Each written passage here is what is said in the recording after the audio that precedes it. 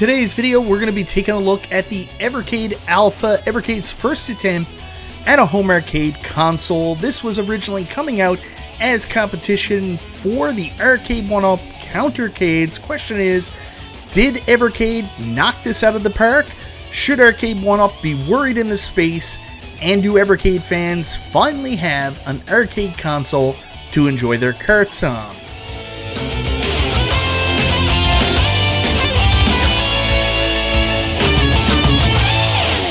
Hello YouTube, it's me, it's Michael B. Thank you so much for checking out today's video. And in today's video, we're taking a look at the Evercade Alpha. Finally, this long-awaited home arcade console from Evercade is finally in our hands. We can check it out, see how it stands as an arcade product in the home arcade space, how it compares to an Arcade 1-Up Countercade, and most importantly, will you guys dig it? I want to say a huge thank you to Evercade for sending me out the Alpha for the purpose of this review. Anyways, guys, before we go any further, I want to say thank you so much, everybody, for checking out the video. Guys, I always appreciate the support. If this is your first time to the channel, you like what you see, go ahead, subscribe, click the bell for notifications, all that YouTube jazz.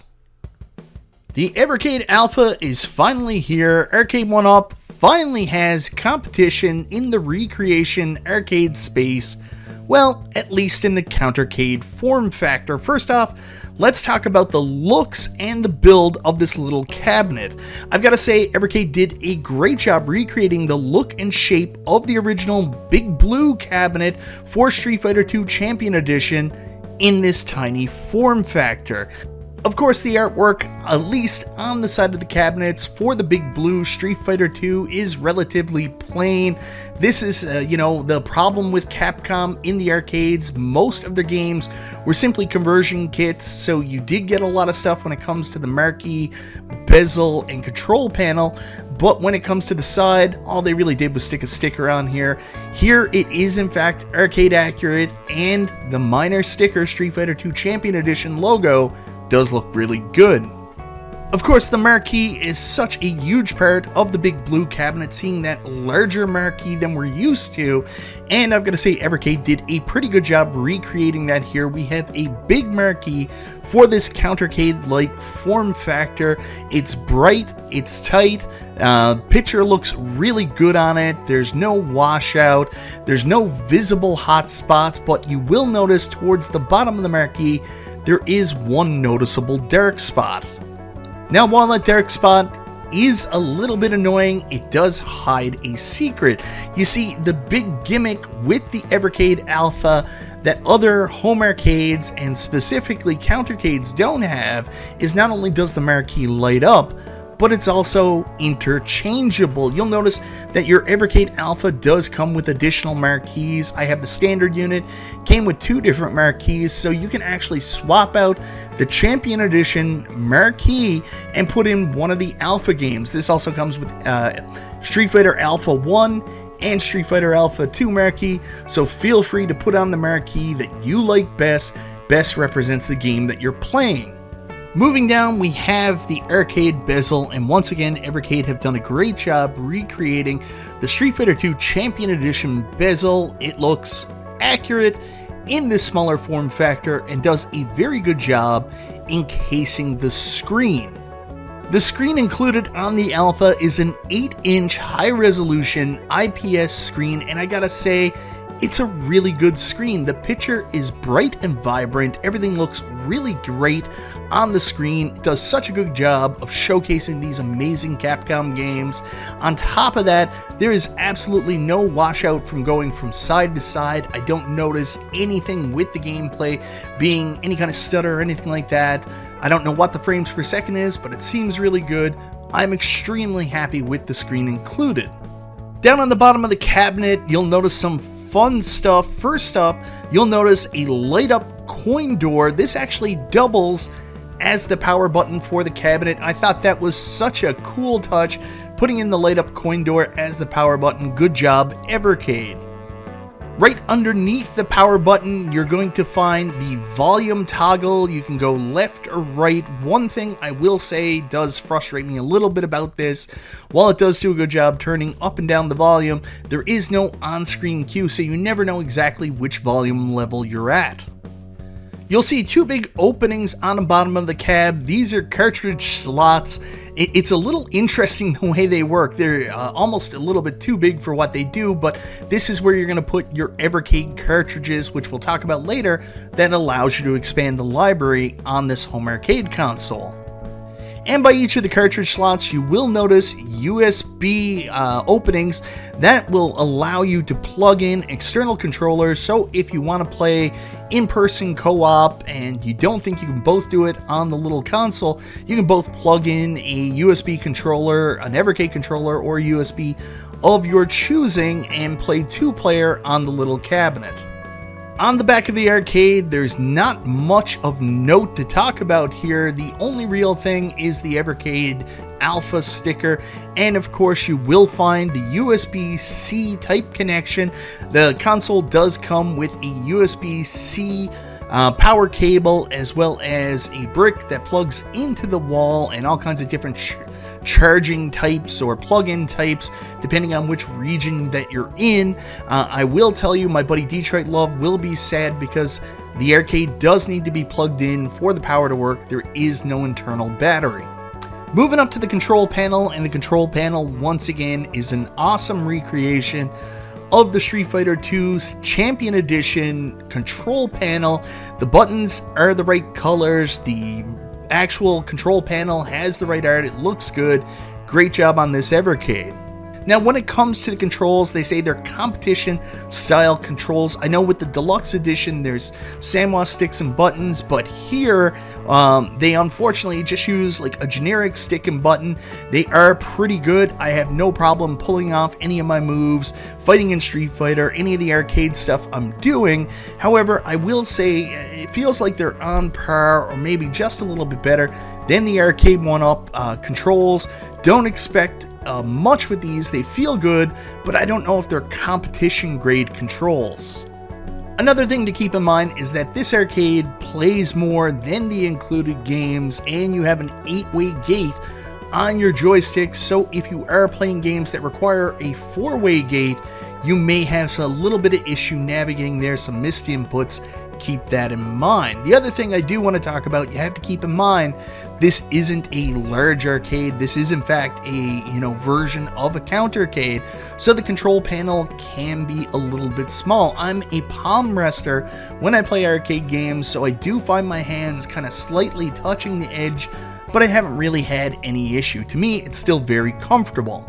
So with most arcade cabinets, the speakers can be found underneath the marquee before the bezel. Here there wasn't really room for that, so what they did was they actually put the speakers on the side of the cabinets.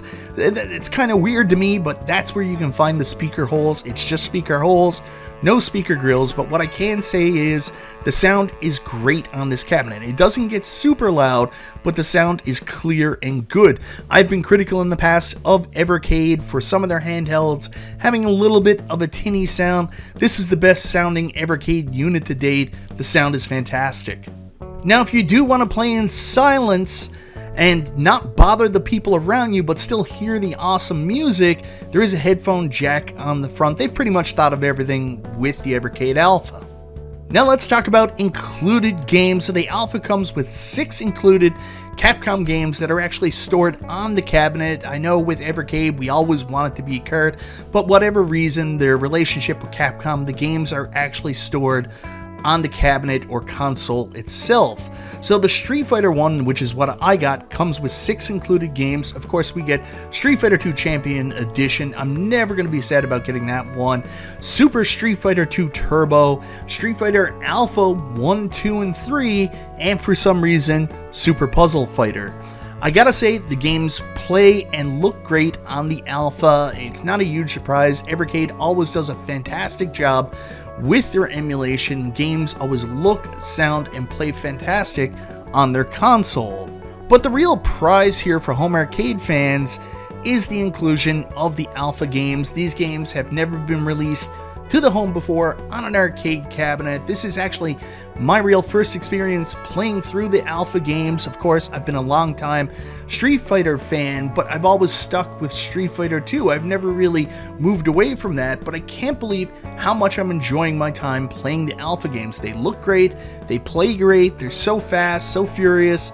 Man, I'm so excited to play these games on this little arcade.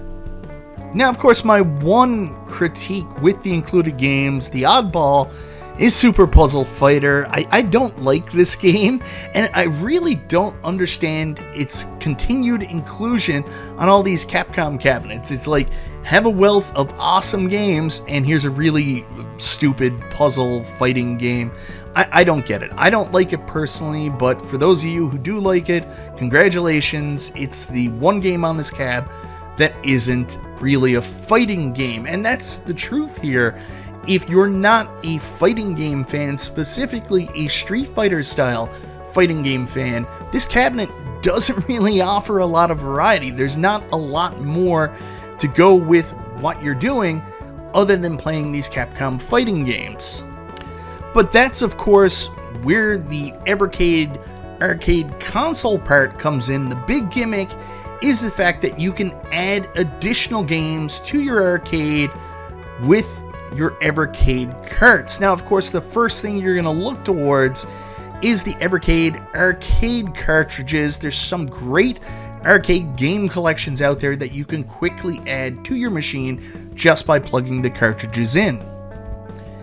Immediately, I'm going to load up Data East. I'm going to load up some of my other favorites like Technos. So I load up Data East and I'm immediately transported into playing Bad Dudes on a Street Fighter 2 Big Blue. It looks so weird, but it feels so right, and it's so fun having this tabletop version of Bad Dudes arcade-wise that I can just play at any time. I then, of course, had to check out Burger Time. Burger Time is a vertical game, so the screen orientation is going to be wrong. Still looks good, but keep in mind, it's an 8-way stick. You know how hard Burger Time is to play with an 8-way stick. And this is truly where you get your variety. You pop in some other cartridges, like I can play beat 'em up games with my Technos cart. I'm playing Double Dragon 2. Move on from there, I pop in Irem. All of a sudden I'm playing R-Type on this cabinet. So many great arcade games to choose from and play through. Shooters like Truxton. There's just so many options. And finally, a proper home for the Evercade arcade cartridges that always were fun to play, but never felt right for me personally in the home console or in the handheld. There are, however, limitations, so I pop in my Atari arcade collection cartridge and I bring up one of my favorite games of all time, Centipede, and it plays great, except it's not arcade accurate. You are, of course, without your trackball that you would normally play Centipede with, so you're playing with the joystick. Keep that in mind. Some games are not going to have the right controls, so you're just going to have to get used to it and still play well. Now, for those of you out there who are saying, still, these arcade collections, it's not enough games, don't worry, you can add pretty much all your Evercade cartridges to this as well. There's lots of great console games that you can add. I know there's a couple console games that I always thought would transition very well to the arcade, so I immediately popped in my Namco collection too, and I played some Splatterhouse 2, and I gotta say, works really well on the Evercade Alpha. I then played a little renovation, tried out some Valis 3.